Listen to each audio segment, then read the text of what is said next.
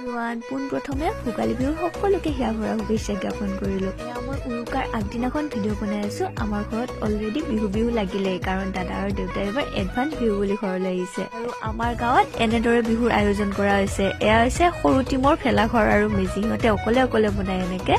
আৰু ডাঙৰ টিমৰ ভেলাঘৰ মেজি হৈছে এয়া হৈছে ডাঙৰ ল'ৰাবিলাকে বনায় এনেদৰে। আৰু এৰিয়াটো খুব ধুনীয়া হয়, ধুনীয়াকৈ সৰিয়হৰ ফুল ফুলিছে ন।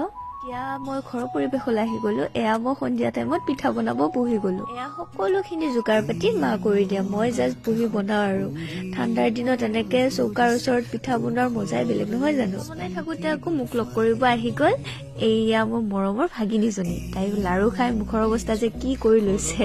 আৰু ফাইনেলি এয়া কমপ্লিট হৈ গ'ল। আৰু এতিয়া বনাবলৈ লৈছোঁ নাৰিকলৰ চিৰা ভাজি। এয়া দেউতাই ধুনীয়াকৈ ৰুকি থৈ দিছে, মই এনেকৈ চেনিৰে অলপ টাইম সানি থৈ দিম।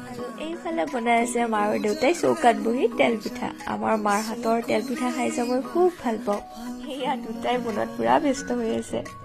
আজি আমাৰ সকলোখিনি বিহুৰ যোগাৰ বনোৱা কমপ্লিট হৈ গ'ল। শেষত সকলোকে পুনৰবাৰ ভোগালী বিহুৰ সেয়া ভৰা শুভেচ্ছা জ্ঞাপন কৰিলোঁ। আৰু আজিৰ ভিডিঅ'টো এয়াই আছিলে। Bye bye.